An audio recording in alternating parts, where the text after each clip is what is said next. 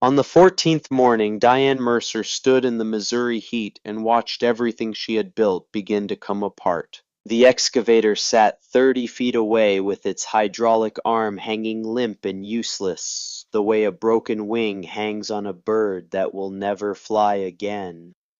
3 burst hoses coiled in the red clay beside the tracks, and a dark stain of hydraulic fluid spread slowly across the earth, like a wound that had given up trying to stop bleeding. The caterpillar, 350, had cost her $400,000.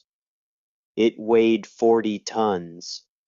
It could dig a swimming pool in a single day and move enough earth in a week to reshape a hillside, and for 14 days it had not moved the stump by a single inch. The stump sat where it had always sat, where it had sat for 300 years. The trunk of the old oak had measured 8 feet across at the base when they cut it down 6 weeks ago.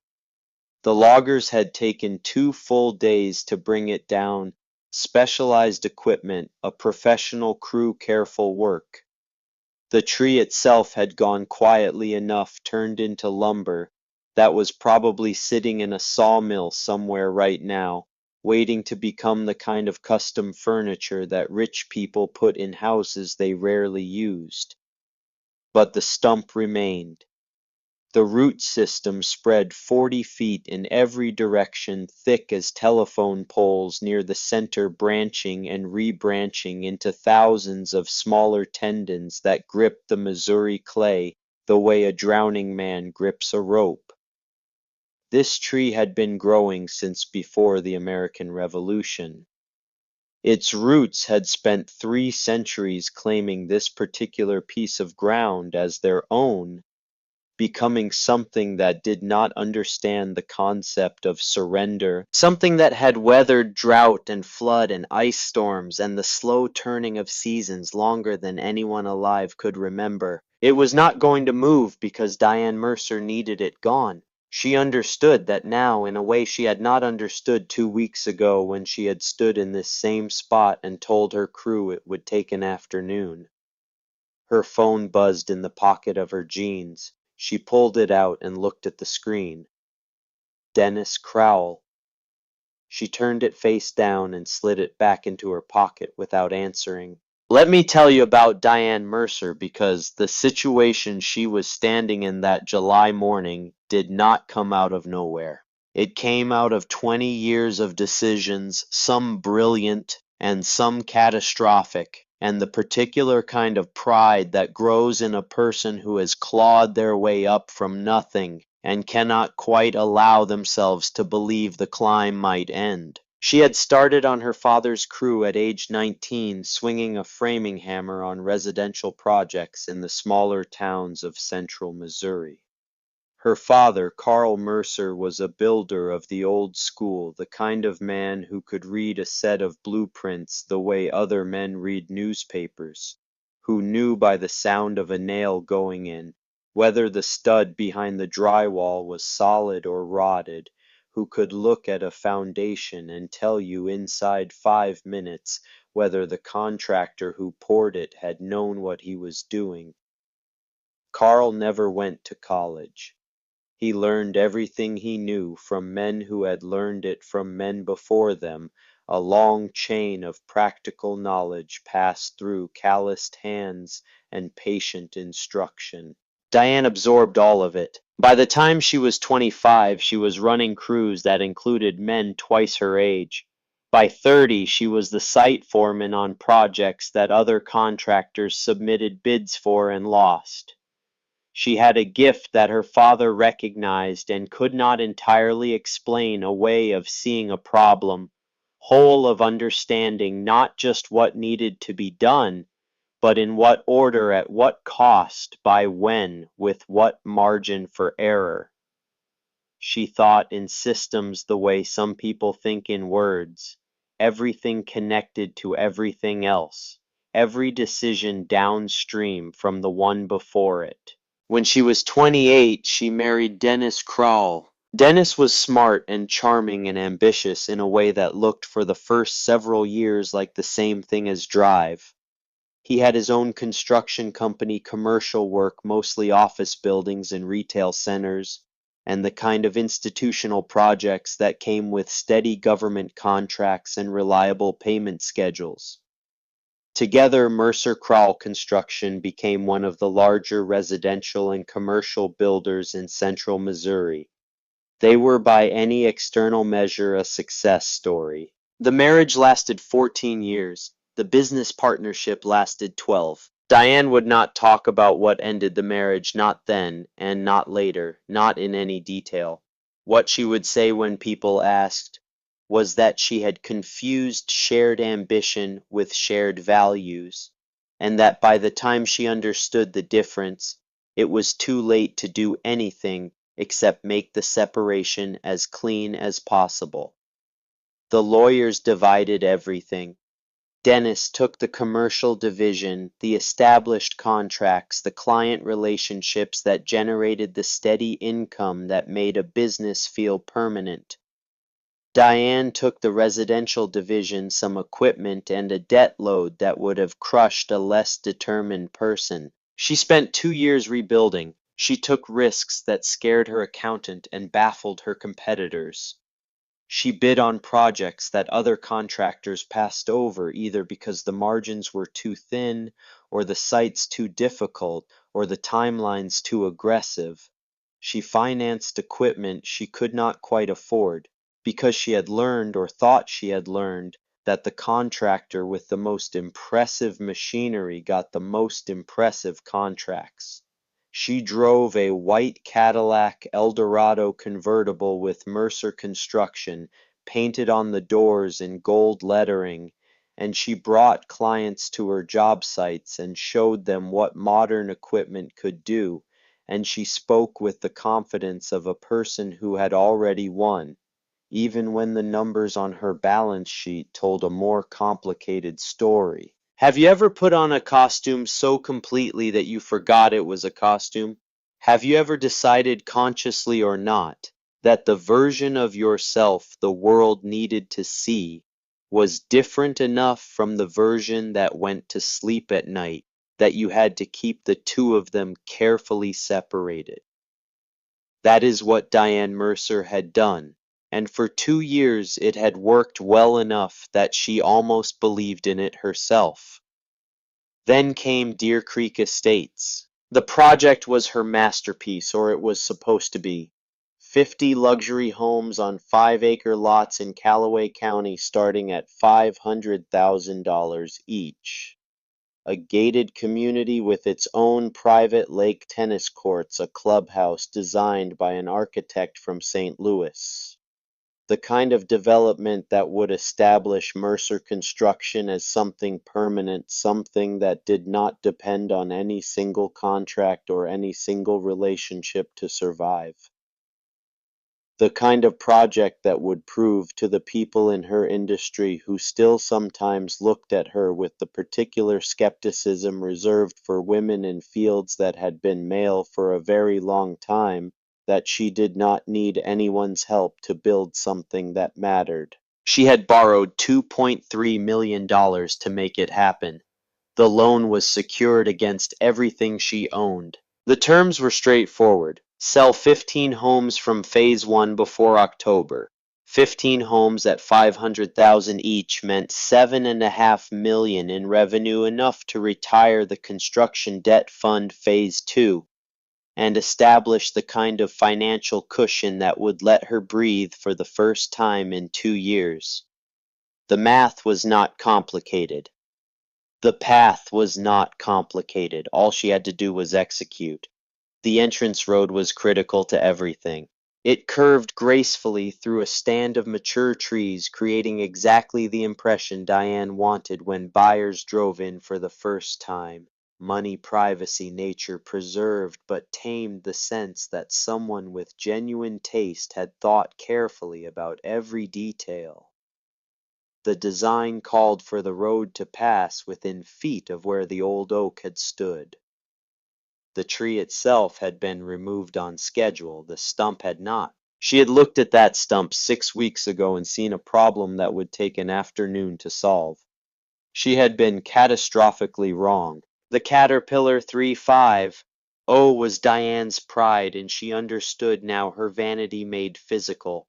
She had bought it 8 months earlier for $400,000, financed over 7 years at terms that made her accountant leave a voicemail he described as urgent. 40 tons of yellow steel and hydraulic pressure, a machine that could do the work of 50 men, that could reshape the physical world in ways that previous generations could only have understood as a kind of miracle. The salesman had shown her videos of excavators pulling stumps in minutes, roots popping from the soil like weeds from a garden bed, the earth yielding to the will of the machine without argument or resistance. She had believed the videos. That was her first mistake. She had run the excavator herself for the initial attempt, wanting to demonstrate to her crew what modern equipment could accomplish in the hands of someone who understood power and leverage, wanting to feel the raw capability of $400,000 working in her hands.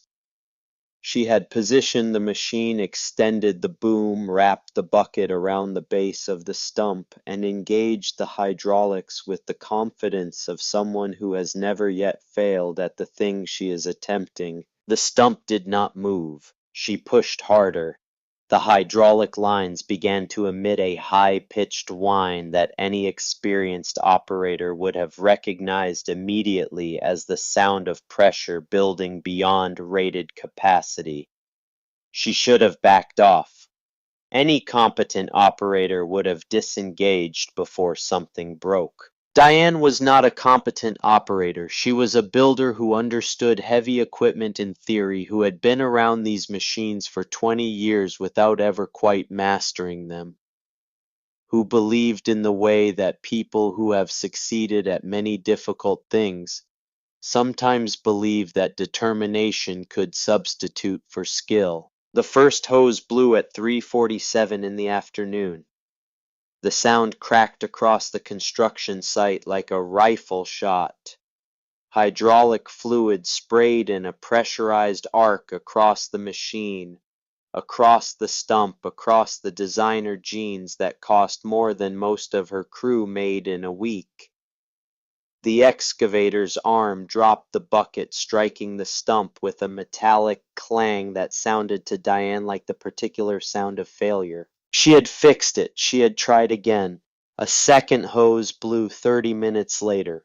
They fixed that one and brought in a bulldozer to push while the excavator pulled 30 tons of combined steel and hydraulic force working in tandem against a root system that was 3 centuries old and entirely unimpressed. A third hose blew just before sunset. That had been 12 days ago. Now Diane stood in the morning heat with $30,000 spent on repairs and delays, a deadline that was not moving, a loan officer who called every 2 days with questions she answered with careful lies, and a stump that had not shifted by a fraction of an inch. Boyd Rader walked up beside her. Boyd was 55 years old and had been working construction since before Diane was born. He had a weathered face that had absorbed decades of Missouri sun, and a way of standing that suggested he had seen enough difficult situations to know that panic never improved any of them. He had stayed loyal to Diane through the divorce and the rebuild and the harder stretches of the last 2 years, even when loyalty meant smaller paychecks than he could have gotten elsewhere. And she trusted him more than she trusted almost anyone. "We could blast it," he said. "Too close to the property line. The county will never permit it in a residential zone." Boyd nodded slowly, unsurprised. "Chemicals take 6 months minimum. We don't have 6 months. Buyers for the first phase close in October. If that entrance road isn't poured by September, we're in breach on every purchase agreement." Manual removal. Boyd said it the way a man says a thing he already knows the answer to. I got a quote last week. 40 workers, 3 weeks, $250,000. And the company said they might not be able to move the center mass. Root system goes down at least 15 feet. Diane said nothing. The numbers sat between them in the morning air. $250,000 was money she did not have. Even if she had it, 3 weeks was time the schedule could not absorb without consequences that would cascade through every downstream commitment she had made. Boyd shifted his weight. Boss, there's something else. She looked at him. My son-in-law got laid off last month. Plant outside Fulton closed. He has 2 kids, mortgaged the whole thing. I told him this project would carry through October. Told him I'd have work for him starting phase 2 in November. Boyd did not finish the sentence. He did not need to. Diane understood exactly what he was describing, the way a single project failure spreads outward like a stone dropped in water, the rings reaching people who had nothing to do with the original decision, who had only made the mistake of depending on someone who had made a promise. It won't fail, she said. She said it with a certainty she did not feel. Boyd looked at the stump. Then he looked at the excavator. Then he looked at Diane with the patient eyes of a man who had worked beside her long enough to know when she was performing and when she was not. He walked back toward the crew without another word. Diane pulled her phone from her pocket. Dennis Krall had called again. She had 3 voicemails from the loan officer at the bank whose name was a man named Garrett, and whose voice had been moving steadily over the past 2 weeks from professional courtesy toward something that sounded more like warning.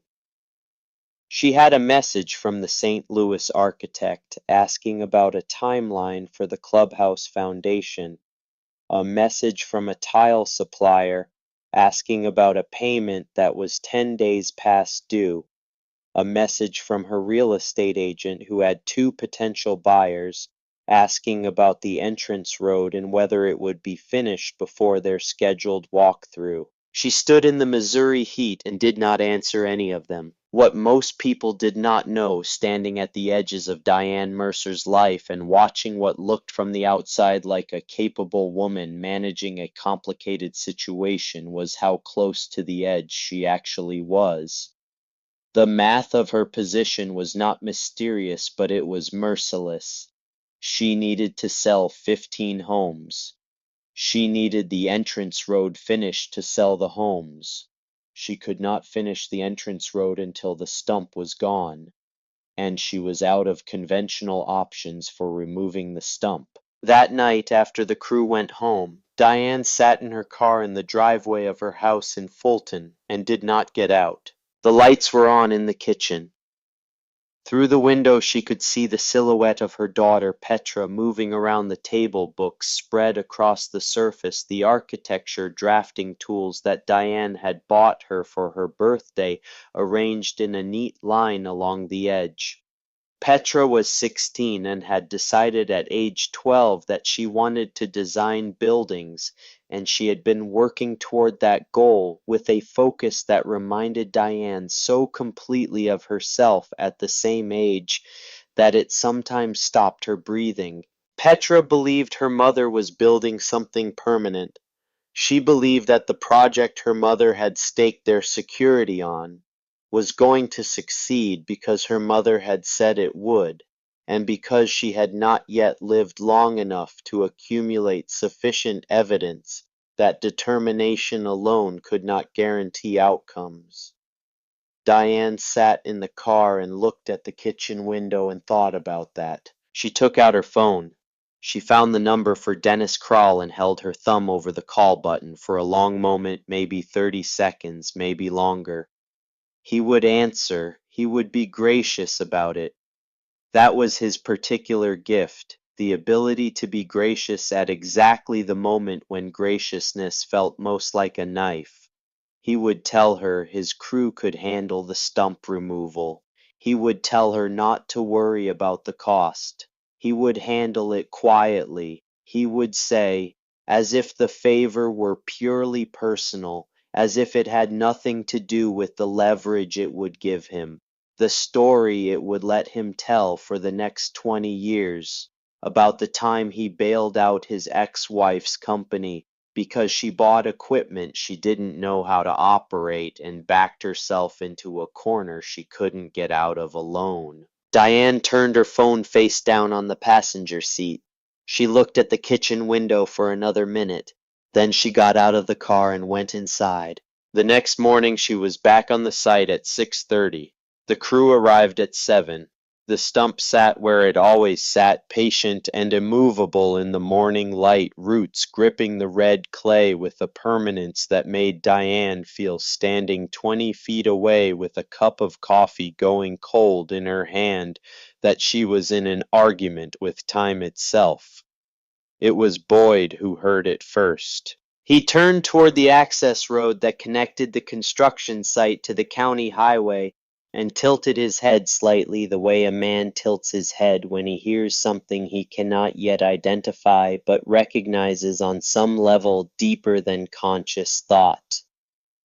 Then Diane heard it too, metallic, rhythmic, a slow and deliberate clanking that came from somewhere beyond the rise at the edge of the property, getting louder with each second. The Caterpillar 20 crawler crested the rise the way old things move when they have nowhere in particular to be and nothing left to prove. It was small by any modern standard, maybe 8 feet long and 5 feet wide, painted a rust orange that had faded over 6 decades to the color of old pennies left too long in a drawer. Its tracks were steel, not rubber, and they pressed into the dry Missouri ground with a weight that seemed disproportionate to its size, each rotation sending a faint tremor through the earth that you could feel in your boots if you were standing close enough. The engine ran on gasoline and breathed with the loose, unhurried rhythm of something that has been running for a very long time and intends to keep running for a very long time more. The man sitting in the operator seat was 71 years old. He wore faded denim overalls and a flannel shirt despite the July heat, and a work cap with a broken brim that had been bent back from years of use. His hands on the controls were thick with the kind of calluses that come from decades of gripping things, not just tools, but the physical world itself, the levers and chains and steering wheels of a life spent solving problems with his hands. His face was deeply lined, the lines going not in the directions that worry and stress make lines, but in the directions that sun and wind and outdoor labor make them, which is a different thing entirely. Behind the crawler he towed a flatbed trailer. On the trailer were chains and pulleys and wooden blocks and lengths of heavy cable, all of it arranged with the care of someone who has used these things so many times that they know exactly where everything should go. The equipment looked to Diane like something from a different century, which was accurate. The crawler stopped at the edge of the work area. The man climbed down from the operator's seat with the deliberate care of someone who has learned not to move faster than his body is prepared to move each step considered nothing wasted. He walked toward Diane with a gait that she would think about later, trying to find the right word for it, and the word she would eventually land on was settled.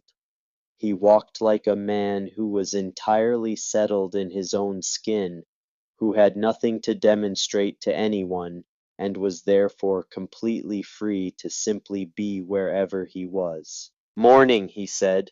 Diane crossed her arms. She could feel her crew watching. "This is a closed construction site. We have insurance liability rules about visitors." The man looked at her with pale gray eyes that did not seem particularly impressed by this information. I'm not a visitor, he said. I'm your neighbor. He nodded toward the farm that bordered the construction site to the north. Harlan Greer. I've been farming that land for 40 years. His eyes moved to the stump, to the excavator with its damaged hydraulic system. Back to the stump. Saw you've been having some trouble with that oak, he said. We have it handled. Harlan Greer looked at the broken excavator, at the stump, at the $30,000 of failure spread across the red clay of the construction site. His expression did not change.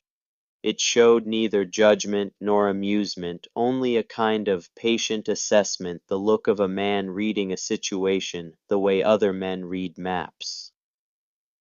Looks like it, he said.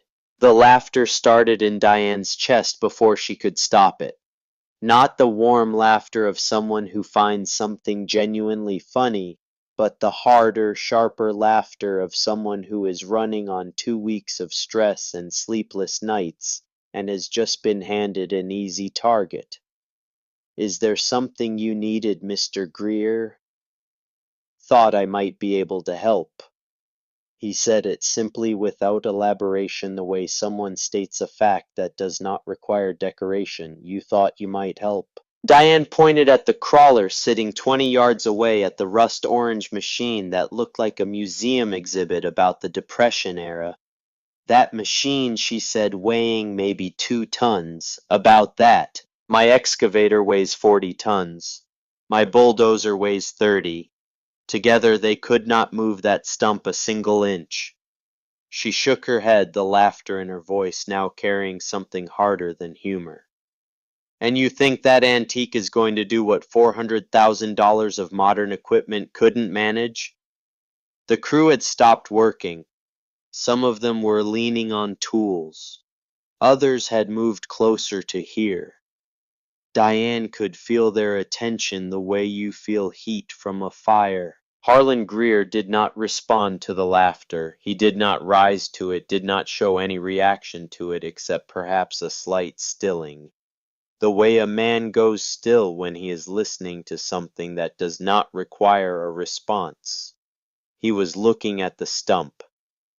Your machines are strong, he said finally, but strength isn't what this problem needs. He turned to look at her, and his voice was even and unhurried. You've been trying to pull that stump out all at once. Hydraulics push and pull in straight lines. They're designed for lifting, for digging, for moving loose material. But a stump like this isn't held by one force. It's held by thousands of roots, each one anchored in a different direction, each one pulling back from a different angle. You can't beat all of those forces simultaneously. You have to beat them one at a time. Diane stared at him. How do you propose to do that? Mechanical advantage, he said. Patience. He gestured toward the trailer, toward the chains and pulleys and wooden blocks that looked like they belonged in a history textbook. I have a block and tackle system that multiplies force by a factor of 6. My crawler makes about 25 horsepower at the drawbar. With the pulleys, that becomes effectively 150 horsepower applied slowly and steadily from the right angle. That still isn't as much as my excavator produces. No. But it's applied differently. Your excavator makes its power in bursts. Hydraulic pressure builds, reaches its limit, and either something moves or something breaks. My system doesn't have a limit. It just keeps pulling, keeps applying force until the roots give up one at a time. There was a silence after he said this that had a different quality than the silence before it. Diane heard what he said. She heard it clearly, and it landed somewhere in the back of her mind, where things land when they are true and inconvenient at the same time. This is ridiculous, she said. But the words came out quieter than she had intended and without the certainty she had been carrying all morning. Maybe Harlan said, but you've been working on this for 2 weeks, and that stump hasn't moved. He looked at her with the pale gray eyes. What do you have to lose by letting me try? Diane looked at the stump. She looked at the excavator. She looked at Boyd Rader, who was watching her from 15 feet away with an expression that was entirely neutral, which from Boyd meant something specific. She thought about Petra at the kitchen table with her drafting tools arranged in a careful line. She thought about the loan officer named Garrett, whose voice had been shifting in a direction she did not like. She thought about Dennis Krall's number sitting in her phone patient as the stump itself waiting for her to make the call that would end this particular problem and create a different, larger one. Fine, she said. The word came out like a door closing on something she had been holding open. Show me what it can do. But when it breaks down, try and you haul it off my site yourself. Harlan nodded once. Fair enough. He walked back toward the crawler with the same settled walk, unhurried and unburdened, and climbed back into the operator seat with the same deliberate care. Boyd materialized at Diane's shoulder. Let him try, Boyd said quietly. We got nothing to lose. I know.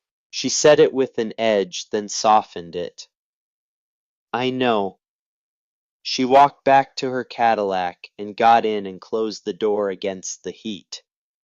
Through the windshield, she watched Harlan Greer climb down from the crawler and walk to the stump, and she watched him do something that she had not expected, something that stopped her from reaching for her phone or her coffee or any of the distractions she had been using for 2 weeks to avoid sitting with the full weight of how bad things had gotten. He stopped in front of the stump and knelt down in the Missouri clay, both knees on the ground, and pressed both palms flat against the earth at the base of the roots.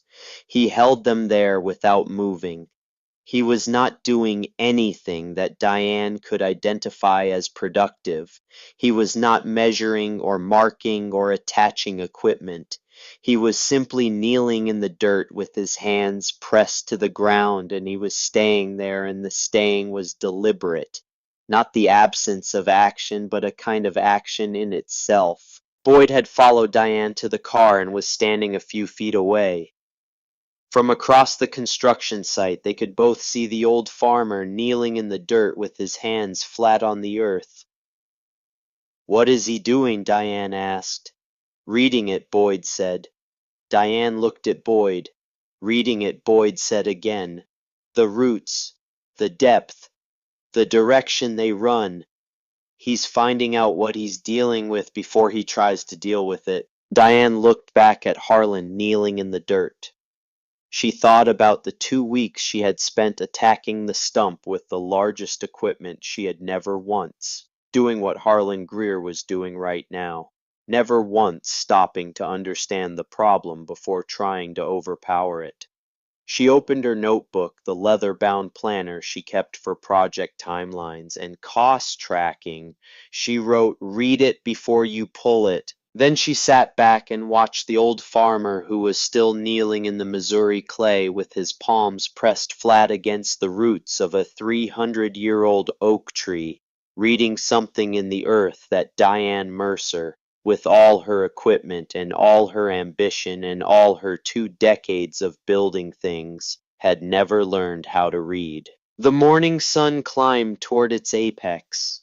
The cicadas screamed in the trees along the property line, and on a construction site in Callaway County, Missouri, a woman who had spent her whole professional life believing that the right equipment and enough determination could solve any problem sat in the air conditioning of a car she could not afford, and watched an old man with his hands in the dirt begin to teach her something she was going to need for the rest of her life. Harlan Greer spent the better part of an hour doing nothing that looked like work. He walked around the stump in slow circles, stopping every few feet to crouch down and press his fingers into the exposed roots near the surface, testing their diameter, following their direction with his palm, the way a blind man reads a page. Sometimes he would push a thin steel rod into the clay at different distances from the base, driving it down 6 inches, then pulling it free and moving to another spot, reading whatever information came back through the metal and into his hand. He worked without speaking, without acknowledging the crew watching from the perimeter, without any apparent awareness that he was being observed at all. The construction workers had stopped pretending to do other things. They stood in a loose, informal arc around the work area, arms crossed or hands in pockets, watching the old farmer, the way people watch something they cannot yet classify. Some of them had been on Diane's crew for years. Most of them had spent their working lives around heavy equipment, around the particular logic of modern construction, which said that the right machine applied with sufficient force could move anything that needed moving. What Harlan Greer was doing did not belong to that logic, and they watched it the way people watch something that does not fit into any category they already possess. Diane watched from the Cadillac. She had told herself she was reviewing contract documents on her phone. She had opened 3 of them and read none of them. Her eyes kept returning to the old farmer moving slowly around the base of the stump, his flannel shirt dark with sweat across the shoulders, his worn boots leaving deliberate impressions in the red Missouri clay. She opened her notebook instead. She did not make a conscious decision to start sketching the pulley system.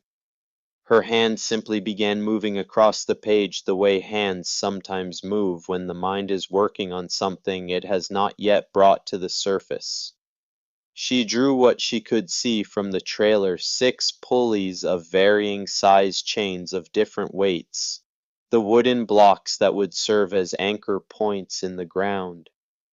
She drew lines showing what she understood of the force multiplication, the way each additional pulley in the series reduced the input force required to move a given load. She had learned the physics of this in a construction engineering course she had taken at the University of Missouri when she was 23. She remembered the equations in the way you remember things learned long ago that you have never needed to use abstractly correctly in theory, but disconnected from any practical application. Mechanical advantage. The ratio of output force to input force.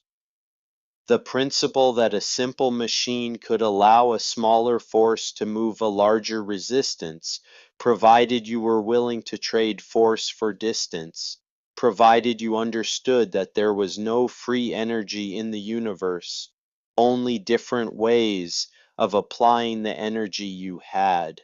She ran the numbers in the margin of the notebook. Harlan's crawler approximately 25 horsepower at the drawbar. Through a 6-pulley block and tackle system, effectively 150 horsepower of pulling force, applied steadily from a precisely calculated angle against a single root at a time rather than against the entire mass simultaneously. Her excavator more than 300 horsepower, applied in hydraulic bursts in a single direction against the entire root system at once. She stared at what she had written. The math was not complicated, the physics was not mysterious, the reason her $400,000 machine had failed, and the reason a 62-year-old crawler might succeed, was not about the relative quality of the machines. It was about the difference between force applied wrongly and force applied correctly, between power that overwhelmed a system and patience that dismantled it. She wrote in the margin, "Strength is not the same as application." Then she sat back and thought about all the ways that sentence was true that had nothing to do with stump removal. Boyd Rader knocked on the passenger window. She rolled it down. "He's ready to start," Boyd said. Diane got out of the car. Harlan had completed his examination and was unloading equipment from the trailer with the methodical efficiency of a man who has performed this sequence of actions enough times that it no longer requires conscious thought. He drove steel stakes into the ground at measured distances from the stump, 4 of them positioned at different angles, each one oriented toward a different section of the root system. He ran chains from these anchor points to the stump, threading each one through its corresponding pulley, with care checking the seating of every link before moving to the next.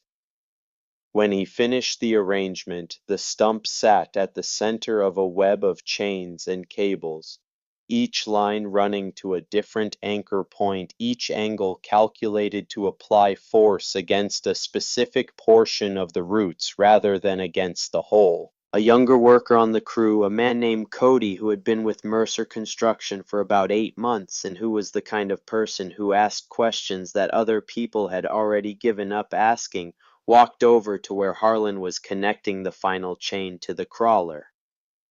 "What is all this?" Cody asked. Harlan did not look up from the connection he was checking. "The north side roots are shallower than the south," he said. "Shallower means less anchored. I'm going to pull the north side first. Pop those roots out of the ground one at a time. Then I'll shift to the east side, then the west.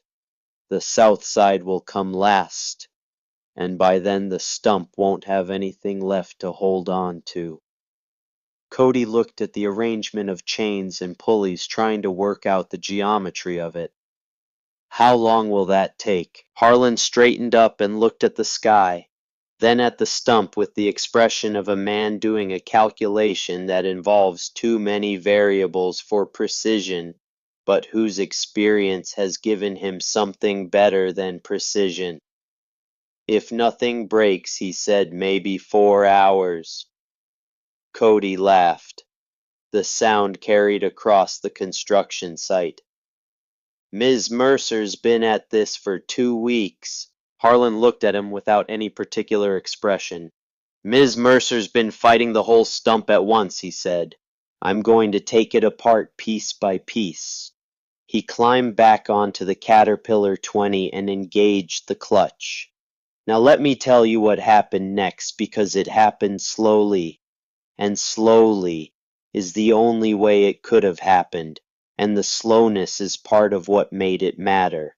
The crawler moved forward by small increments, taking up the slack in the first chain, the one that ran to the anchor stake positioned on the north side. The chain went taut. The pulleys took the load. The engine changed pitch as resistance built against the crawler's forward motion, the sound dropping and thickening the way an engine sounds when it is doing real work. For a long moment nothing visible happened. The chain was tight as a guitar string. The pulleys were under load. The crawler's tracks had pressed themselves into the Missouri clay and were holding there, fighting the resistance with everything the old machine had.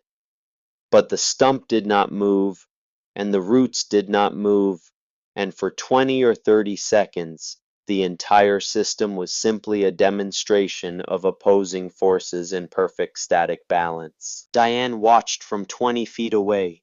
She had her notebook open but was not writing in it. She was watching the ground on the north side of the stump, the packed clay between the anchor stake and the root system, because some instinct she could not have named told her that was where something would happen first. She saw it before she heard it. A hairline fracture appeared in the clay, approximately 3 feet from the stump's base, running perpendicular to the direction of the chain's pull. It was barely visible, the kind of thing you would miss entirely if you were not watching for it, a fine dark line in the red earth that had not been there the moment before. Then the line widened. Then the sound came, a single sharp crack, deep and clean, like a large knuckle releasing after a long time under pressure. The clay on the north side shifted by perhaps 2 inches. The chain went momentarily slack as the resistance it had been pulling against suddenly decreased, then tightened again as the crawler continued forward. The first root buried 3 feet down and running north from the base of the stump, had broken free from the earth.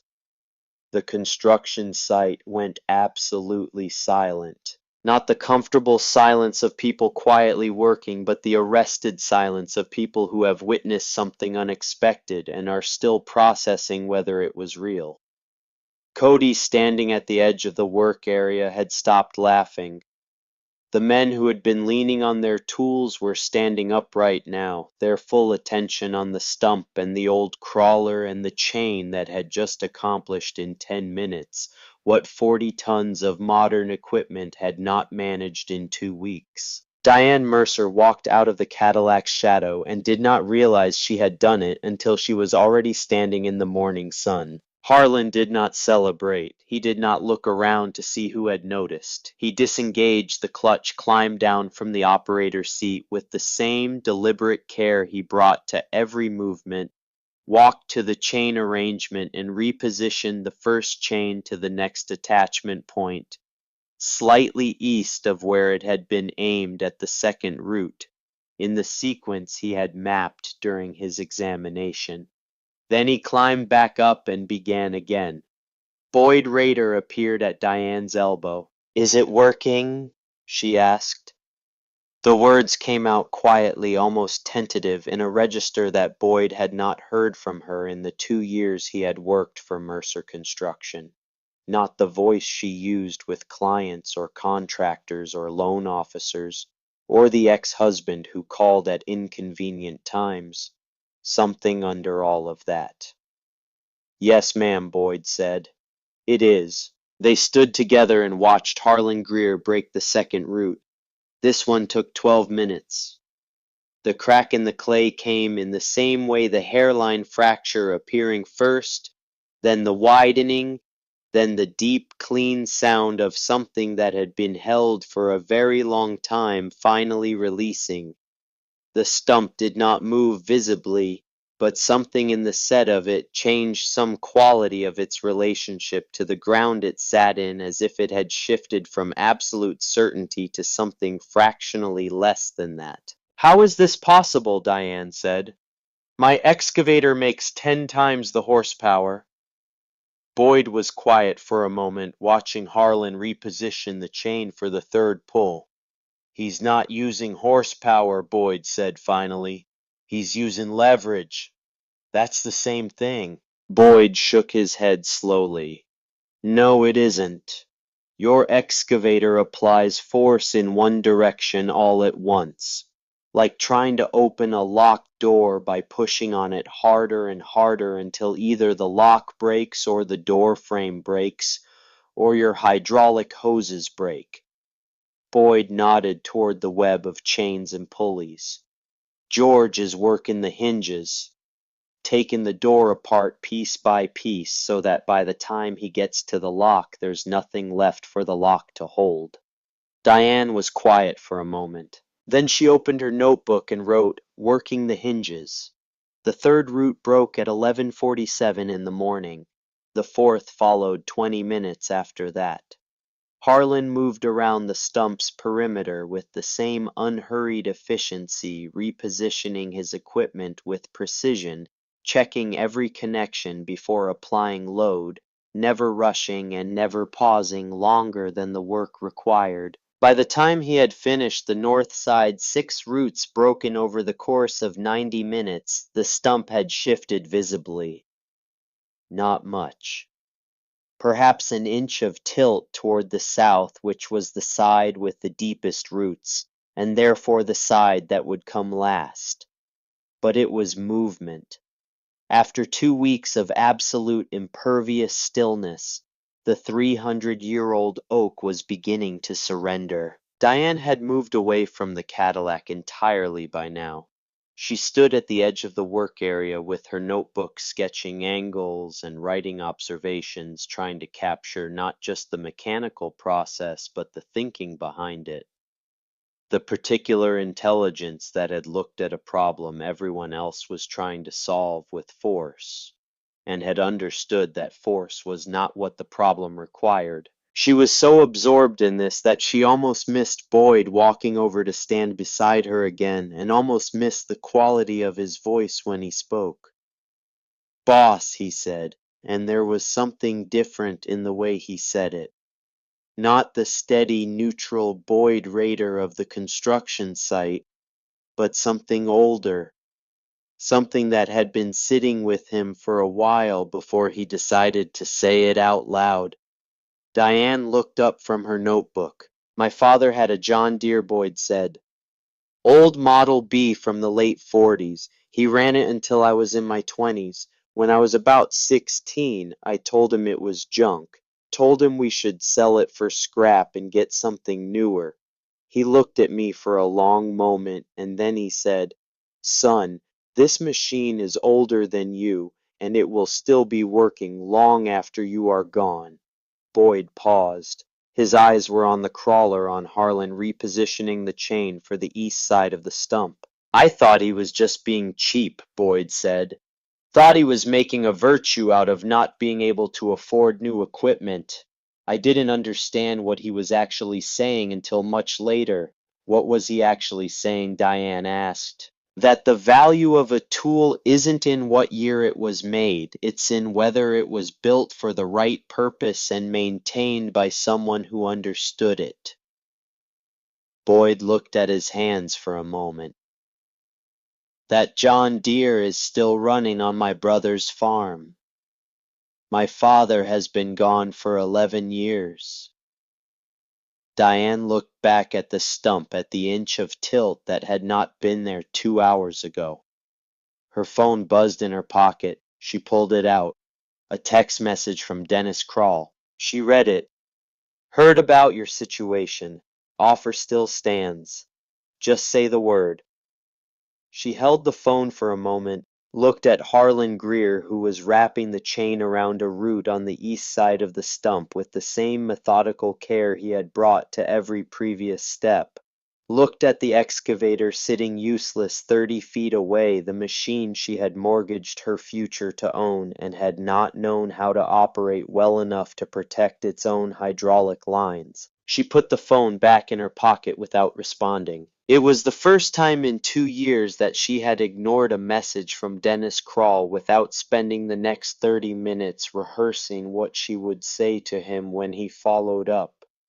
She did not know why it was different this time. She would not understand until later when she had more distance from the day and could see it more clearly that it was different because she was watching someone solve a problem with knowledge she had not known she was missing, and the watching was doing something to the part of her that had been pretending for 2 years that she had everything she needed. The east side took longer than the north. The roots ran deeper on this side, some of them going down 6 feet or more before they began to spread laterally through the clay. Harlan broke 7 roots over the course of nearly 2 hours each pull, requiring more time than the last, as the resistance increased with depth. The stump tilted another 2 inches. The crater around its base was widening as the clay pulled and shifted with each freed root, the earth around the stump beginning to look less like solid ground and more like something in the process of releasing what it had held. It was during the east side work between the 4th and 5th root of that sequence that the thing happened that Diane would think about most in the months and years afterward. Not the climax, not the dramatic conclusion that was still an hour away, but this smaller, quieter moment that she almost missed. Harlan stopped the crawler in the middle of a pull. He had been applying steady pressure for about 6 minutes.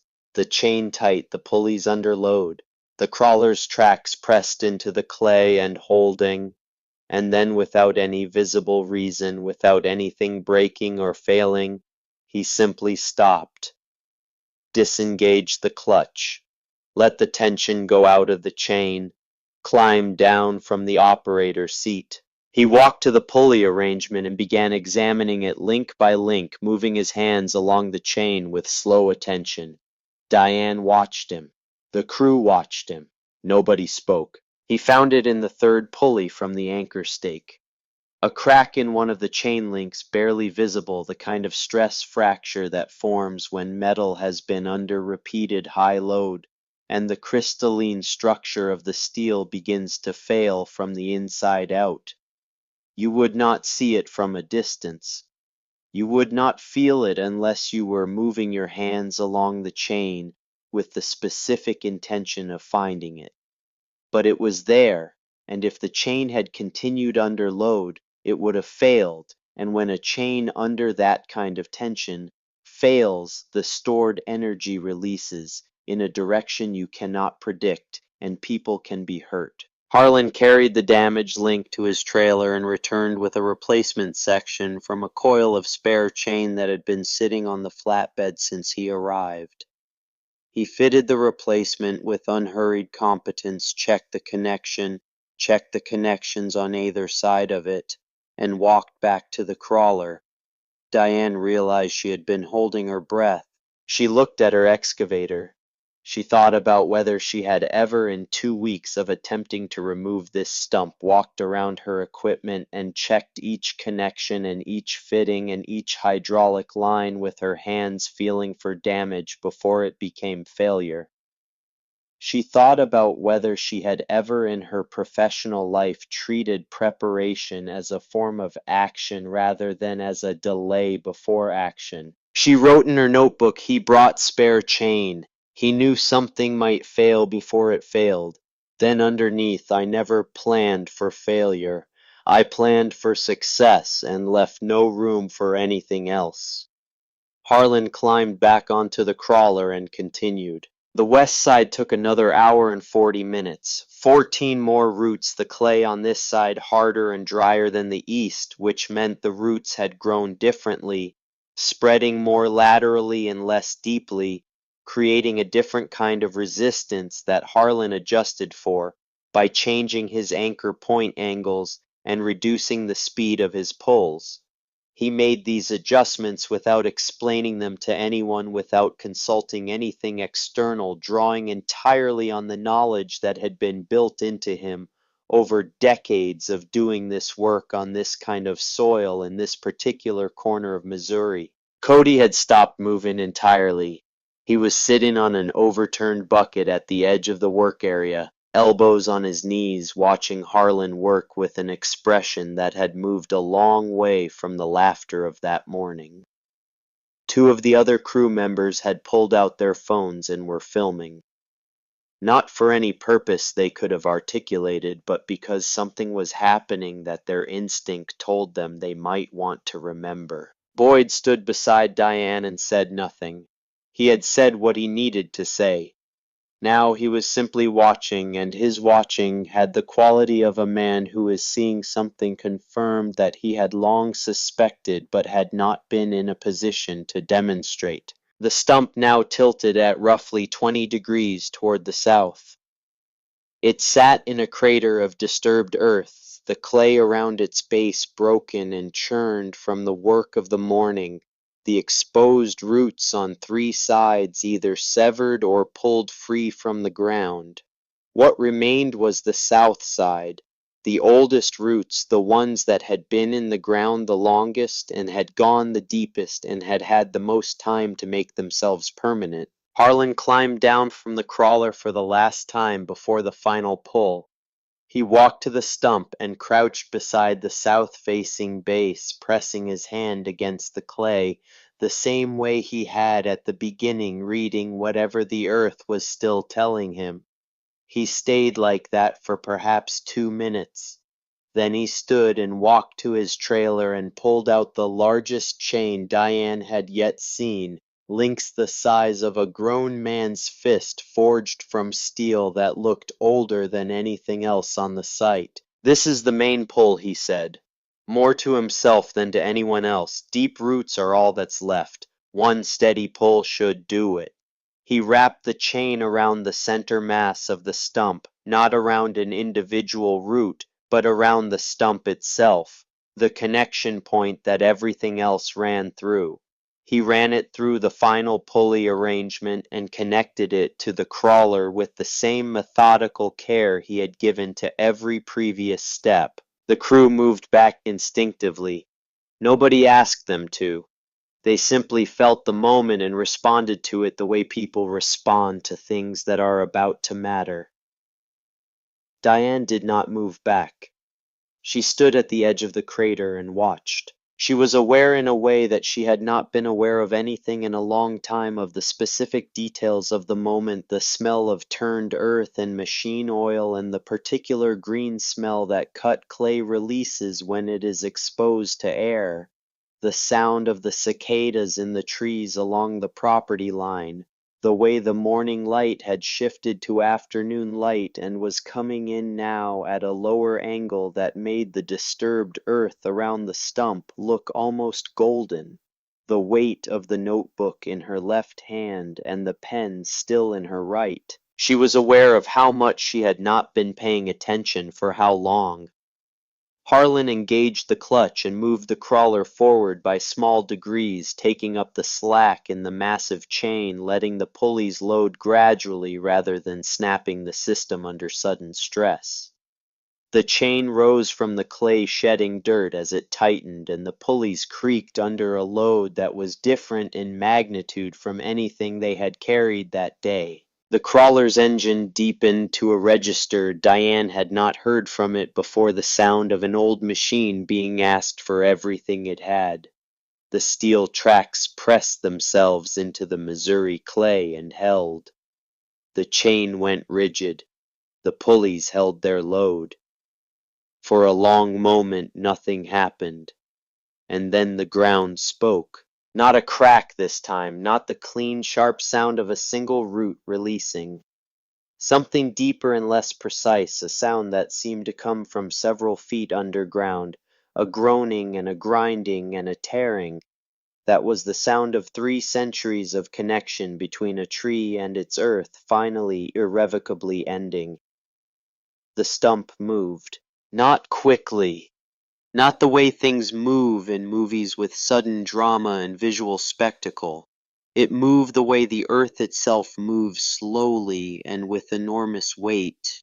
The way things move when their movement is the result of forces that have been building for a very long time and have finally overcome the last resistance standing between them and release. The south side roots came up last, and all at once the final anchor points failing in a rapid sequence as each one transferred its load to the next and the next until there was nothing left to transfer to. The stump rose from the ground, trailing 40 feet of root system, dirt and rocks and broken clay cascading back into the crater, 15 feet of depth, coming up at once with a sound that Diane would later describe to people when she tried to describe it as the sound the earth makes when it finally lets something go. The stump cleared the hole. It rolled onto its side in the disturbed clay. The construction site was absolutely silent for 5 seconds. Diane counted them without meaning to. Then someone started clapping, and the sound of it broke something open in the air, and within moments the crew was cheering, and men who had been skeptical since early morning were slapping each other on the shoulders and pointing at the stump and at the crater and at the old rust-orange crawler that sat in the afternoon light with its engine idling as if it had done nothing more remarkable than move a piece of furniture from one room to another. Cody was not laughing.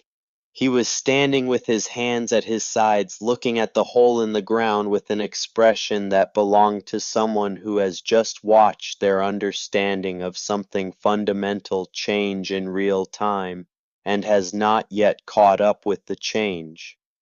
Boyd Rader stood beside Diane and was quiet. Diane did not cheer. She did not move. She stood at the edge of the crater and looked down into the earth where the roots had been, into the dark Missouri clay that had held a 300-year-old tree for 3 centuries, and had finally this afternoon been persuaded to let it go by an old man with a machine from 1932, and the patience to understand what he was dealing with before he tried to deal with it. The hole was perhaps 4 feet across at the top, and narrowed as it went down the walls, showing the clean cuts where the roots had been, the packed clay dark and damp at the deeper levels, the smell of it reaching her where she stood, that particular smell of old undisturbed earth being exposed to air for the first time in a very long time. She thought about what Boyd had said about the door and the hinges. She thought about the notebook in her hand and everything she had written in it that morning, the numbers and the angles and the small sentences that had been arriving in her like something returning after a long absence. She thought about Dennis Crowell's text sitting unanswered in her phone, and for the first time in 2 years thinking about Dennis Crowell did not produce in her the complicated mixture of anger and defensiveness and wounded pride that it usually produced. What it produced instead was something quieter and more useful, a kind of clarity about the distance between what she had been trying to do and what she had actually been doing. She had been trying to build something permanent. She had been doing it with the wrong tools applied in the wrong direction, and she had been too proud to stop and read the problem the way it needed to be read before she tried to solve it. Harlan Greer was coiling his chains on the trailer bed with the same unhurried efficiency he had brought to everything else. The Caterpillar 20 sat with its engine idling, patient and undemonstrative, exactly what it had always been. Diane watched him and understood with the particular clarity that arrives sometimes in the aftermath of things that have cost something real, that what she had watched today was not just the removal of a stump. It was an education in the difference between force and understanding, between the confidence of someone who has the largest machine in the room and the confidence of someone who knows exactly what the room requires. She closed her notebook. She walked toward the trailer. Harlan Greer did not look up when Diane walked toward him. He was coiling the last of the heavy chain onto the trailer bed, his hands moving through the familiar sequence of loop, and lay with the automatic competence of someone who has performed this action so many times that it no longer requires conscious direction. The Caterpillar 20 sat behind him with its engine idling down from the work, the old motor settling back into its resting rhythm, the way a working animal settles after a hard pull, something satisfied and unhurried in the sound of it. The crew was still talking behind her. She could hear Boyd organizing them back to their tasks, his steady voice cutting through the noise of celebration with the practical authority of a man who understood that work remaining was still work remaining regardless of what had just happened. Some of them were still looking at the stump, at the crater, at the crawler, trying to reconcile what they had watched with what they had believed this morning when the old farmer had come clattering up the access road in his rust-orange machine that looked like something a museum had misplaced. Diane stopped a few feet from the trailer. Harlan finished coiling the chain and straightened slowly, his hands going to his lower back for just a moment in the way of a man who has spent decades bending and lifting and has made a permanent arrangement with the discomfort that comes from it. He turned and looked at her with the same pale gray eyes that had not changed expression all day, that had shown neither satisfaction at the result nor memory of the morning's humiliation. "I owe you," Diane said. "Name your price." She meant it the way she meant everything when she was being her most direct, straightforwardly, and without performance, the way she talked when she was too tired to talk any other way. Harlan looked at her for a moment. Then he shook his head slowly, not as a negotiating position, but as a simple statement of fact. "I didn't do this for payment," he said. "Everything you brought, the time, the equipment, the work. Name a figure. Harlan pulled a folded cloth from the front pocket of his overalls and wiped his hands with it, a gesture so habitual it seemed to happen outside his awareness. He looked at the construction site, at the cleared land that stretched behind Diane toward the stands of mature trees that would frame the entrance road, at the place where the old oak had stood for 3 centuries before anyone had decided that luxury homes needed to go there. "There is something I would want," he said, "but it isn't money." Diane waited. "A sign at the entrance," he said. "Something that tells people what this land was before it was this. Before the road and the houses and the fences. The Caldwell family farmed this ground for 150 years. Raised crops here, raised children here, built things that didn't last as long as they deserved to last. Nobody who buys one of these houses is going to know that unless someone tells them." He looked back at Diane. "Put up a sign that tells them." Diane studied him. "That's all." Harlan was quiet for a moment, in the way of someone deciding whether to say the thing they have been thinking or to leave it unsaid. Then he said it. "My father bought this crawler in 1932. Paid $800 for it, which was the most money he had ever spent on any single thing in his life. He bought it because he had spent 3 days trying to pull a stump with 6 men and ropes and a team of mules, and the stump had not moved. He sat down after those 3 days and thought about why the stump had not moved, and then he thought about what it would take to actually move it. And he built the pulley system out of parts he bought from a farm equipment dealer in Columbia. It took him 2 weeks to figure out the right arrangement. Then he pulled the stump in 4 hours." Diane listened without speaking. "After that," Harlan said, "people knew what he could do. They would call him when they had stumps that nobody else could move. He would come with the crawler and the pulleys, and he would pull the stump, and he would not charge for it if the people could not afford to pay. He said the same thing to every person who asked him why he helped without charging. He said the quality of their manners does not change the quality of their need. If you can help and someone needs help, you help. That is the whole rule." He looked at Diane steadily.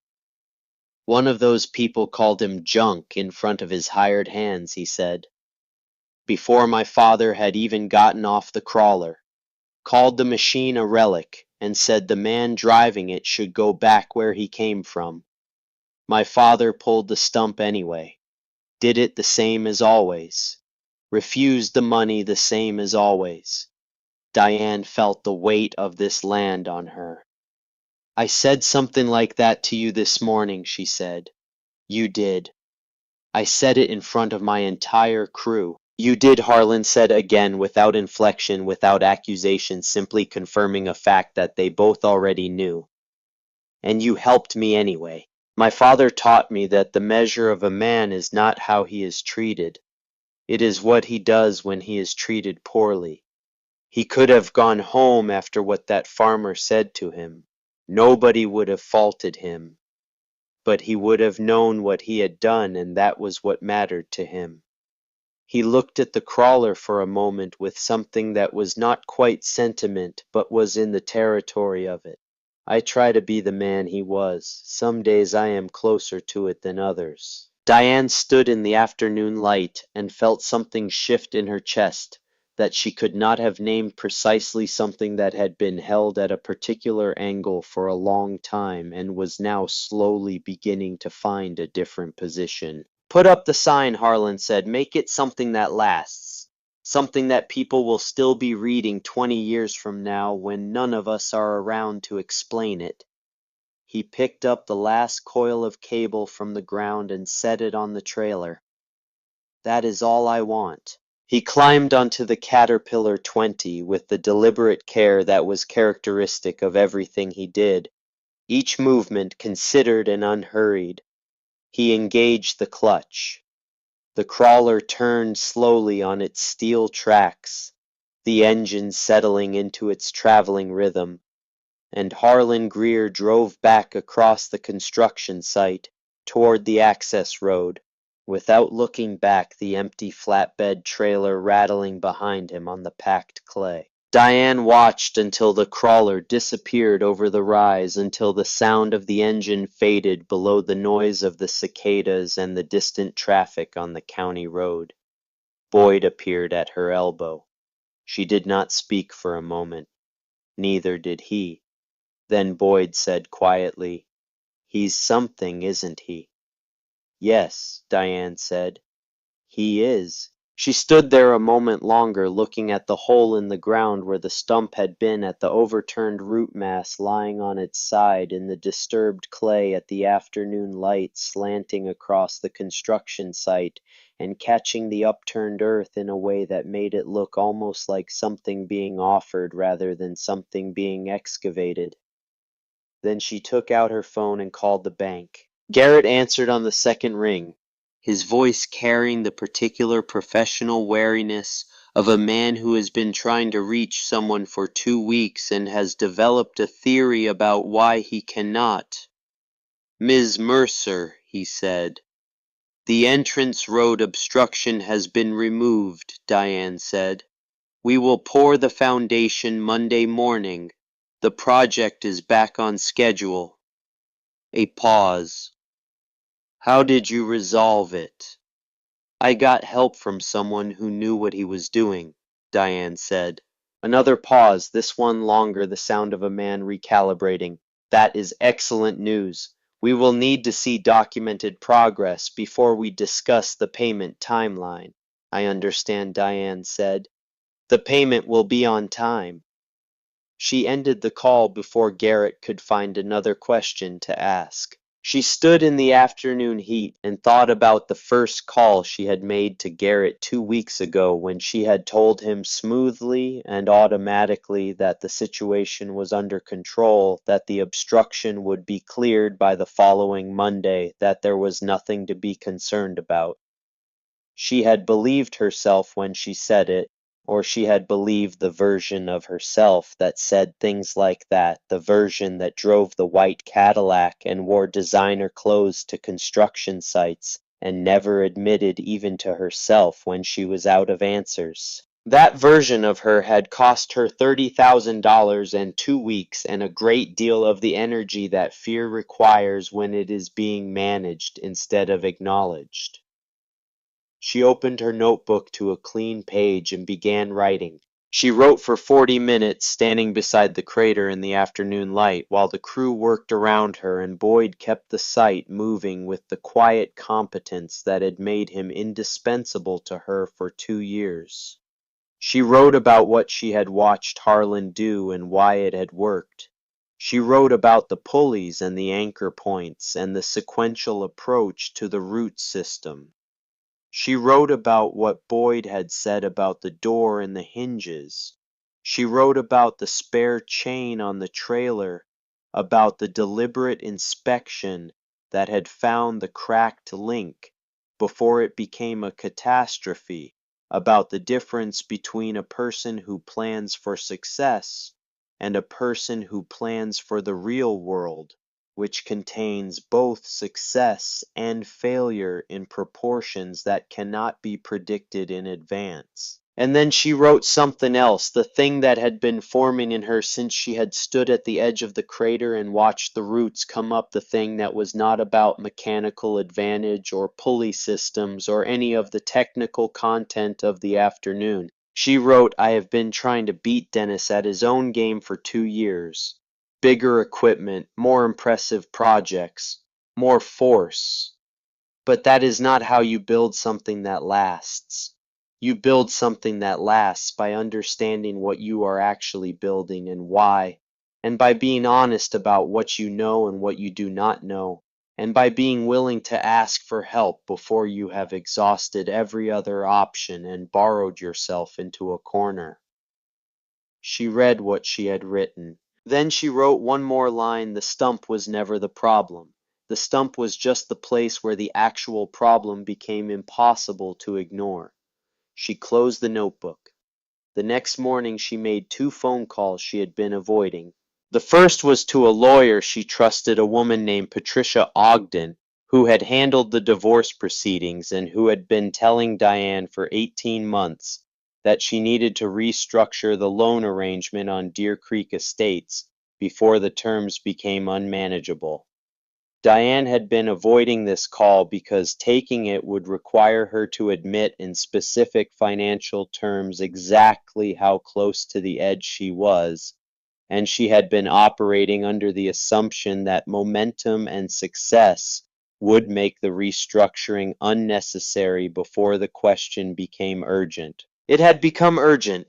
Patricia asked careful questions, and Diane answered them honestly without the careful editing that had characterized her conversations with the bank and with most of her professional contacts for the past 2 years. She said the numbers plainly.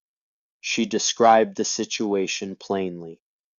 Patricia listened without interrupting, and at the end said that the situation was manageable, but that they needed to move quickly and that she would have documents ready within a week. The second call was to a man named Warren Stiles, who was 68 years old and had been one of the best restoration contractors in central Missouri until he had retired 3 years ago when his wife's health required him to slow down.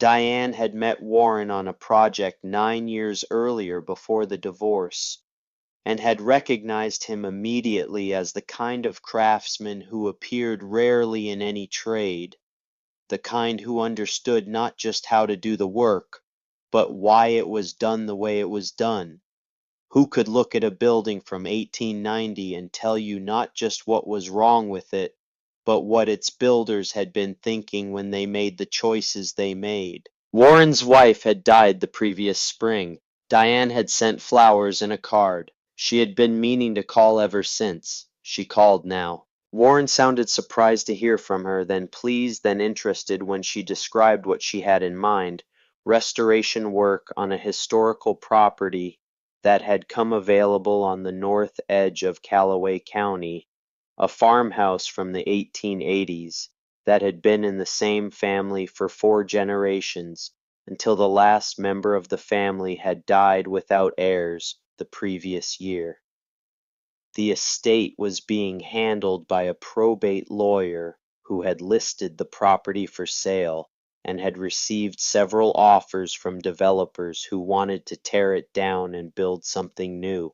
Diane wanted to restore it. She had no financial justification for this. She had not run the numbers on whether restoration was viable against new construction. She had not consulted her accountant or her lawyer or anyone whose opinion she usually consulted before making decisions. She was making this call on the basis of something that had been growing in her since the previous afternoon, a conviction that she had been building the wrong things for the wrong reasons, and that she needed to start understanding more clearly what she was actually for. Warren Stiles listened to her describe the farmhouse and said, "When can we go look at it?" Let me tell you about the weeks that followed, because they are the part of this story that is hardest to describe without making it sound more orderly than it was. Real change, does not arrive the way a project completes. It does not have a deadline or a punch list or a clear moment when the work is done. It happens the way roots grow below the surface and over time in directions that are not always visible until something pulls them into the light. Diane sold the Cadillac on a Tuesday in August. She did not make a ceremony of it. She called the dealership where she had bought it, arranged the trade, and drove away in a Ford F250 crew cab with a tool bed and a rear window that needed replacing. The truck was 3 years old and had been used hard by its previous owner, a contractor from Monteau County who had maintained it well, but not gently. It smelled like coffee and work gloves and the particular mineral smell of construction dust that never fully leaves a vehicle once it has been there long enough. She did not put Mercer Construction on the doors. Boyd noticed the truck the first morning she drove it to the site. He looked at it for a moment without expression, and then he looked at Diane, and then he went back to what he had been doing.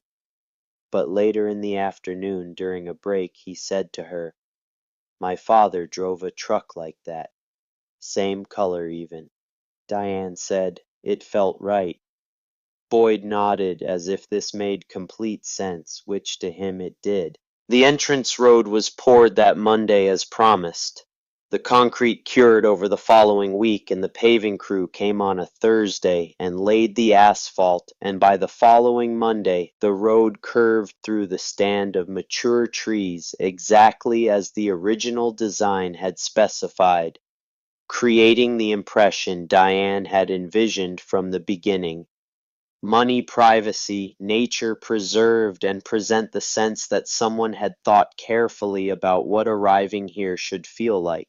The stone for the memorial sign arrived in the second week of September. Diane had spent 4 evenings writing and rewriting the inscription sitting at her kitchen table after Petra had gone to bed, drafting versions and crossing them out and starting again. She was not a writer and did not pretend to be, but she understood that what she was writing needed to carry weight, needed to say something true in language plain enough that it would not lose anyone and specific enough that it would mean something to the people who read it. The final version was carved into Missouri granite by a stonemason in Columbia who had been doing this work for 30 years. The main inscription read, "This land was farmed by the Caldwell family from 1847 to 1994. Before these houses were built, there were crops. Before these lawns were planted, there were fields. The people who worked this ground built it with their hands, their backs, and their stubbornness. We honor their memory." Beneath the main inscription, a smaller plaque. This entrance was made possible by Harlan Greer and his father Roy Greer's 1932 Caterpillar 20 crawler tractor, which succeeded where modern equipment failed. Some things do not become obsolete. They just wait. Diane drove out to Harlan's farm the day before the stone was installed. She brought photographs of the inscription so he could read it before it was permanent. Harlan stood on his porch and looked at the photographs for a long time without speaking. His farmhouse was a 2-story white frame building that had been repainted recently, the porch boards replaced at some point in the past few years, with boards that matched the originals in width and material if not in age. The farm had the look of a place that had been worked and maintained by the same hands for a very long time, where every improvement was practical and every practical thing was done well. "This is right," he said finally. He handed the photographs back to Diane. "My father would have appreciated the second plaque." Diane nodded. "I wanted him to be part of it." "He is part of it," Harlan said simply. "He's been part of things like this for a long time. He just doesn't get credit for most of them." "That's all right." He didn't do it for the credit. They stood on the porch for a moment in the late afternoon light, the sounds of the farm around them, the specific quiet of a working place at the end of a working day. "I owe you more than a sign," Diane said. Harlan looked at her. "No," he said, "you don't." She looked back at him. "You asked me why I helped you after the way you spoke to me," he said.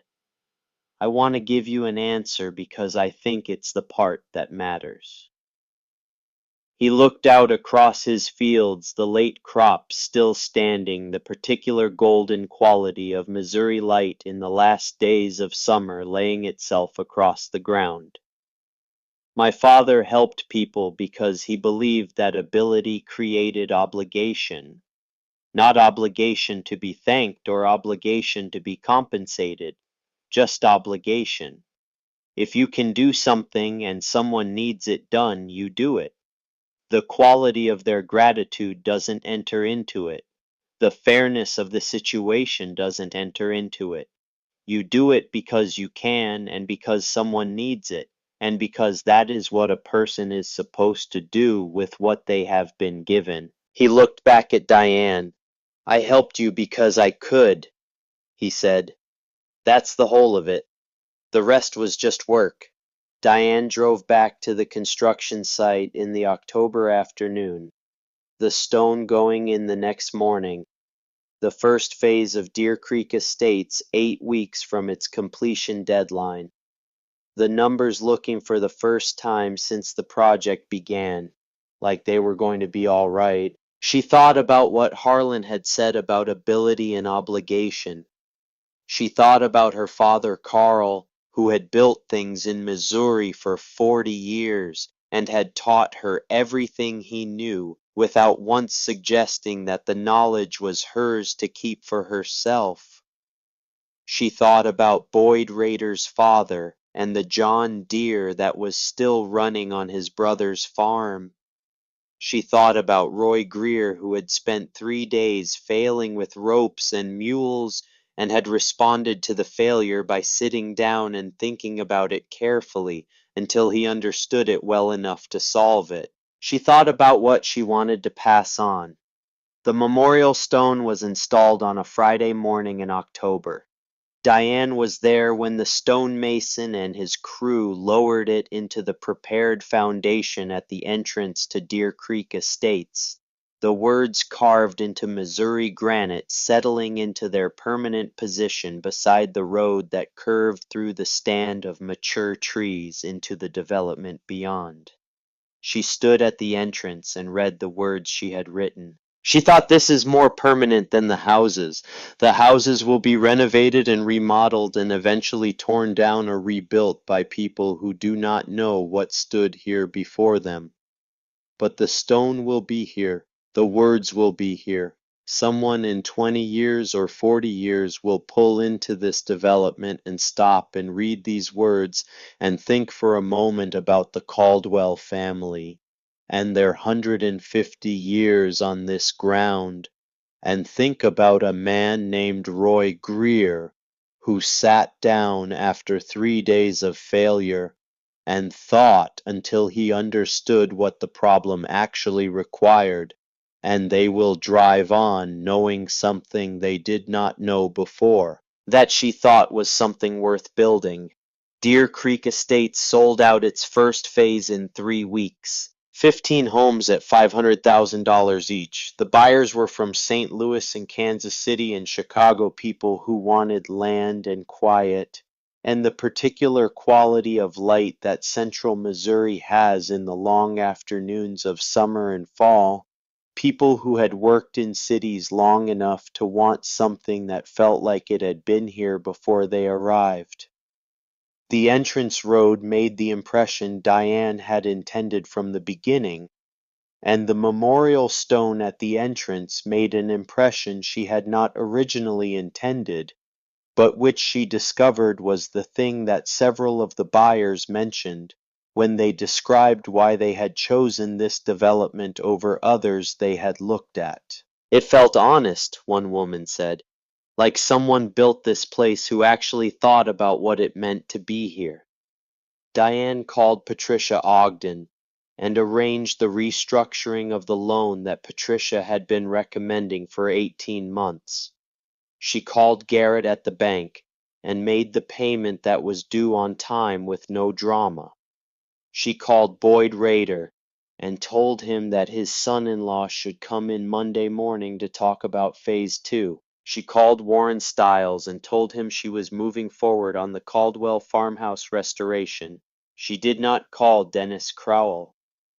In January of 1995, on a morning so cold that the finished homes of Deer Creek Estates were rimmed with frost that caught the early light and held it, Diane drove to the entrance with Petra.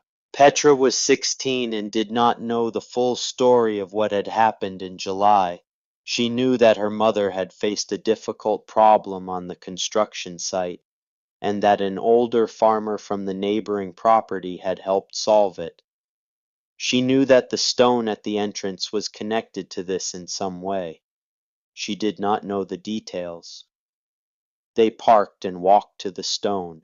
Petra read it slowly, the way she read everything, not skimming but taking each word in sequence, her breath making small clouds in the January cold.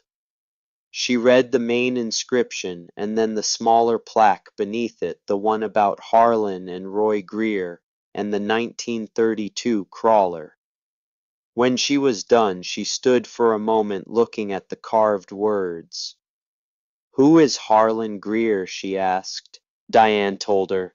All of it. Not the version she might have told a client or a competitor or someone whose opinion she was managing, but the version that was simply true beginning to end.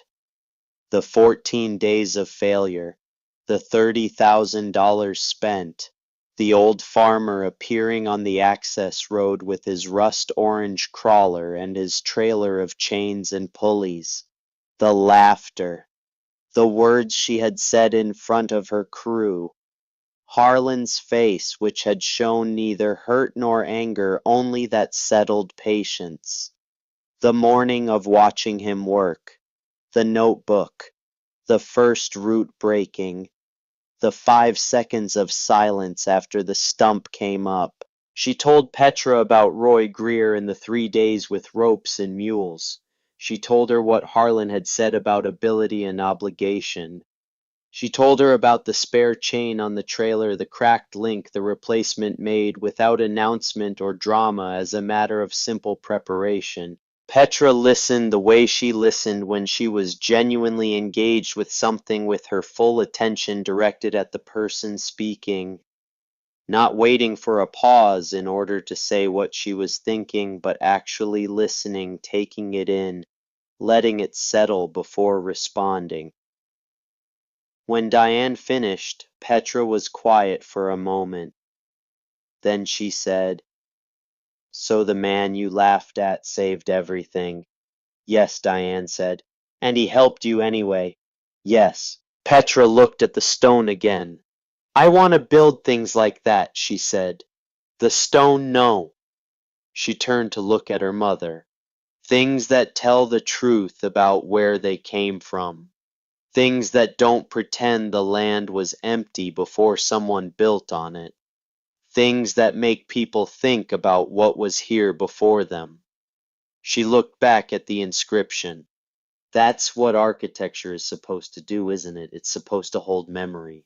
Diane looked at her daughter and felt something she could not have described in the moment, but that she would spend the rest of her life understanding more fully, something that had to do with the relationship between what we do and what we pass on, between the lessons we learn and the forms those lessons take when they travel from one generation to the next. She had not planned to teach Petra this particular lesson. She had not planned any of it. She had planned 2 years ago to build a successful development and prove something to an industry that had sometimes doubted her, and along the way she had made a series of decisions that had nearly ended everything she had worked to build, and she had been rescued by an old man with an old machine and a philosophy that had been passed to him by his father and that he had passed to her without ceremony or condition. And now she was standing in the January cold beside her 16-year-old daughter, who had heard the story and understood it on the first listening in a way that Diane had needed the whole difficult summer to begin to grasp. "I want you to meet him," Diane said. "Harlan Greer." Petra nodded. "I want to see the crawler." They drove out to the Greer farm that afternoon. Harlan was in the equipment barn when they arrived, doing the monthly maintenance on the Caterpillar 20, the oil and the filters and the mechanical checks that kept a machine running when machines of that age had every reason to stop. He looked up when they came in, nodded at Diane, and looked at Petra with the same calm assessment he brought to everything. Petra looked at the crawler for a long moment. It was the first time she had seen it outside of her imagination, and she stood before it with the focused attention of someone trying to understand not just what a thing is, but how it became what it is. Is this the one, she asked. That is the one, Harlan said. My father bought it from a dealer in Colombia when it was 2 years old. Paid $800. He looked at the crawler with the uncomplicated affection of someone who has worked beside a thing for so long that it has become simply part of the landscape of life. He started it every month to keep the engine from sitting, even in the years when there was no work for it. Said a machine that doesn't run will forget how. Petra walked around the crawler slowly, the way Harlan had walked around the stump in July, taking it in from every angle. 83 years old, she said, reading something on the machine. Harlan nodded. Build quality was different then. Not better in every way, but more focused on durability than on features. This machine was designed to do one thing well for a long time. It has done that. Petra stopped at the front of the crawler and looked at it directly. My mother said you told her some things don't become obsolete, they just wait. Something moved across Harlan's face, not quite a smile, but in the direction of one. I did say that. I'm going to remember that, Petra said. Harlan looked at her with the pale gray eyes that Diane had come to think of as the most honest eyes she had seen on a human face. Eyes that did not perform and did not conceal and did not adjust their expression based on what the person looking into them might want to see. Good, he said. Then use it. The years that followed were different from the years that came before. Not easier exactly, but truer. Mercer Construction took on projects that did not fit the standard model of what a residential construction company was supposed to pursue. The Caldwell farmhouse restoration, which Warren Stiles oversaw, and which became, over the following year, the kind of project that gets written up in regional architecture publications for the quality of the workmanship and the fidelity to the original structure.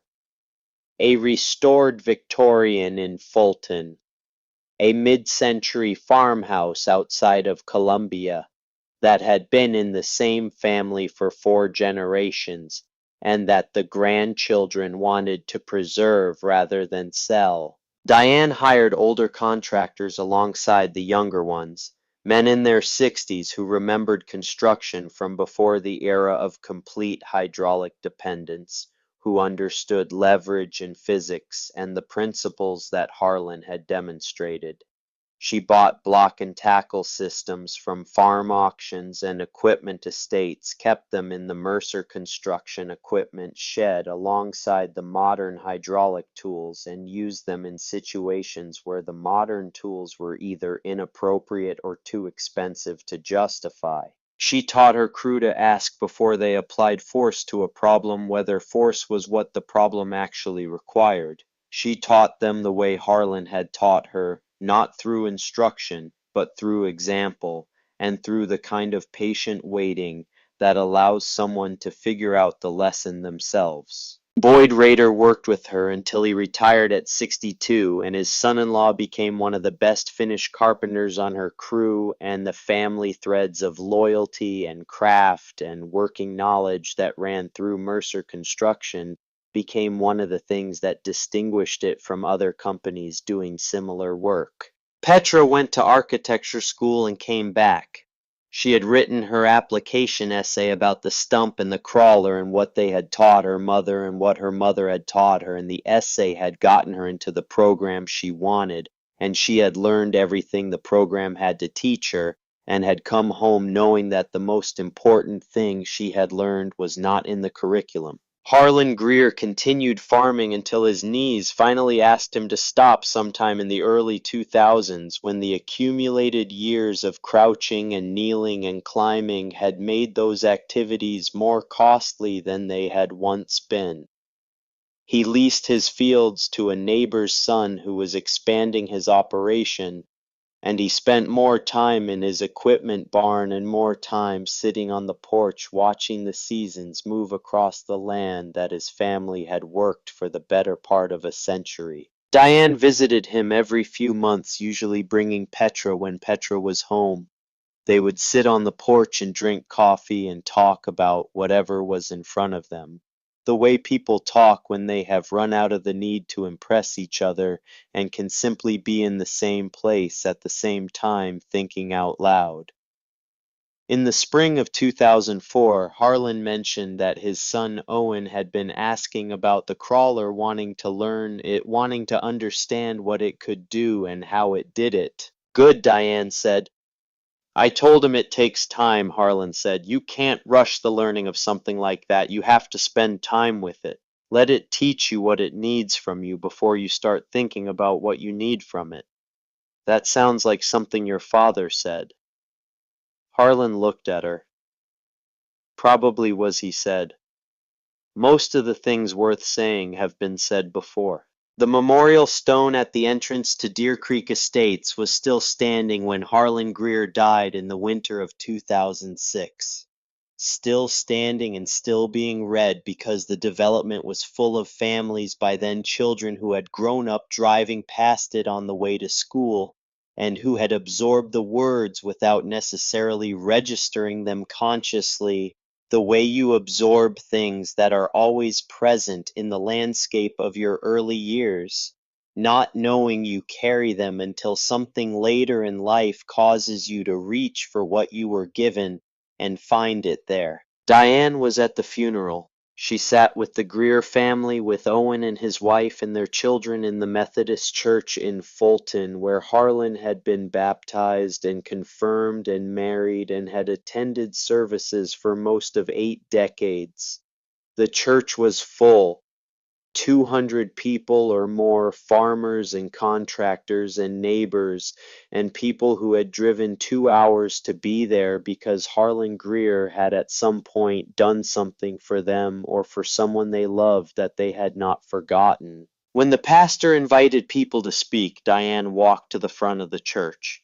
She stood at the pulpit and looked out at the crowded pews and thought about what she wanted to say, which was also what she wanted to remember, which was also what she wanted to pass on. She said, Harlan Greer taught me that wisdom is not the same thing as knowledge. Knowledge is what you accumulate. Wisdom is what you do with it when someone is watching and when no one is watching, and when the person you are helping does not deserve the help and you help them anyway. She paused. I met Harlan on the worst day of my professional life, she said. I had a $400,000 machine that could not do a job that he did with a 62-year-old crawler and 4 hours of patience. And before he did the job, I laughed at him in front of my entire crew. I told him his machine was junk. I told him to leave my construction site. I said it loudly enough that everyone on the site could hear it. She looked out at the congregation. He helped me anyway. He spent 4 hours pulling a stump that I could not move, and when it was done he refused payment and asked only for a sign at the entrance to the development, a sign that would remind people that the land they were living on had a life before they arrived. And then he told me why. He said his father had taught him that the quality of someone's manners does not change the quality of their need. That if you can help and someone needs help, you help. That is the whole rule. She was quiet for a moment. I have been trying to live by that rule since the summer of 1994, she said. Some days I am closer to it than others. But I have never forgotten where it came from, and I have never stopped trying, and I have made sure that my daughter knows it, and knows where it came from, and knows the name of the man who gave it to me when I had not earned the giving. She stepped down from the pulpit and returned to her seat. Owen Greer was sitting beside her. He reached over and put his hand briefly on top of hers, and she understood without words that this was what people do. when they have run out of language and need to communicate something that language was not quite built to carry. After the service, when people had gathered in the basement with coffee and food, and the specific mixture of grief and warmth that assembles in places where people are remembered by people who love them, Owen found her near the edge of the room. "There is something you should know," he said. "The crawler is still running. I start it every month. Keep it maintained." Diane looked at him. "Because someone is going to need it," he said. "Someone is going to have a stump that the modern equipment cannot move or a problem that the modern approach cannot solve, and when that happens, the crawler will be ready." He said it simply and without drama, the way his father had said things, as a statement of fact rather than a claim about the future. Diane thought about Harlan walking around the stump with his palms flat against the earth, reading what the ground was telling him before he tried to change anything about it. She thought about the spare chain on the trailer. She thought about the word that had come to her when she first watched him walk across the construction site. That word that meant something different from competence and different from confidence. That word that described a person who had stopped needing to prove anything and was therefore entirely free to simply be useful. Settled. That was the word. She had been trying to get there for 11 years, and she was not there yet, but she was closer than she had been, and she understood now that it was not a destination you arrived at, but a direction you kept walking in year after year, with whatever you had been given, and whatever you had learned, and whatever you still needed to learn from the next difficult thing that arrived in your life, asking to be understood before it was solved. The Caterpillar 20 waited in its barn through the winters and summers that followed, started monthly, maintained with care, ready. In the spring of 2015, on a morning when the Bradford pear trees along the Missouri highways were white with bloom, Petra Mercer stood on a construction site outside Fulton and listened to the sound of a hydraulic hose blowing on a machine that was not old enough or wise enough to have known when to stop. She was 37 years old. She had been running Mercer Construction with her mother for 8 years, taking on more of the daily operations. As Diane moved toward the kind of semi-retirement that people in the construction business reach when they have earned it, the kind where you consult more than you direct and trust the people around you more than you instruct them. The stump in front of Petra was a 100-year-old elm, smaller than the oak in the Deer Creek story, but with a root system that had spread through the Missouri clay in the complicated way that old trees develop when they have had a century to do as they pleased. The excavator was newer than the one Diane had used, with better hydraulics and more horsepower, and a digital display that told the operator exactly how much pressure was being applied at every moment, which had not prevented the hydraulic hose from blowing. The crew stood around looking at the problem with the expression that crews develop when they are waiting for direction that the person in charge has not yet figured out how to give. Petra stood with her notebook open, the same kind of leather-bound planner that her mother had carried for 20 years, and looked at the stump and thought about what it required. Then she heard it. Metallic, rhythmic, slow and deliberate and entirely unhurried, coming from the direction of the county road. The Caterpillar 20 came over the rise in the access road, the same way it had come over the rise at Deer Creek Estates in the summer of 1994.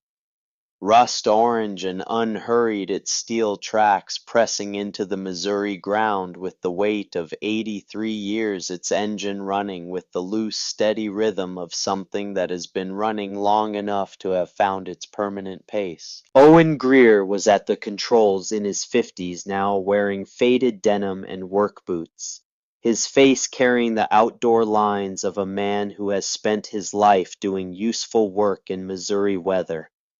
He had the same settled quality in his movements that his father had had, that his grandfather had had, that quality of a person who has nothing left to demonstrate. He stopped the crawler at the edge of the work area and climbed down. He looked at Petra with recognition, although they had not met since she was a teenager. "You must be Diane's daughter," he said. "You have her eyes." "I think you knew my mother," Petra said. "And your father." "I did." He looked at the stump. "Looks familiar." Petra looked at him. "Can you help?" Owen looked at the stump. He looked at the blown hydraulic hose on the excavator. He looked at the trailer behind the crawler loaded with chains and pulleys and wooden blocks that had been doing this work since before either of them was born.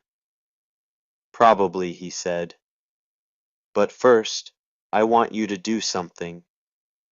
She waited. "Call your mother," Owen said. "Put her on speaker. I want her to hear this." Petra took out her phone. She dialed her mother's number and switched to speaker as it rang. Diane answered on the second ring, her voice carrying the particular alertness of a parent who has learned over decades that calls from children working can carry news of any kind. "Petra, what is it? I have a man here named Owen Greer," Petra said. "Says you knew his father." A silence came through the phone, brief but substantial. The silence of someone encountering a name from deep in their own history. Owen Diane said, "Is that your father's crawler I hear running?" "It is Mrs. Mercer." "And I believe your daughter has a stump." "She does," Diane said. Her voice had shifted to something warmer and older and more layered than the voice she had answered the phone, with the voice of a woman who has lived long enough for certain moments to rhyme with other moments in ways that feel less like coincidence and more like something the world is trying to tell you. "Pull it out for her, Owen, and make sure she watches. Make sure she understands every part of it." "I will." Petra ended the call and looked at Owen Greer, who was already walking toward the stump with his hands in his pockets and his boots leaving deliberate impressions in the Missouri clay, beginning the examination that had to happen before the work could happen, reading what the ground had to say before attempting to change what the ground was holding.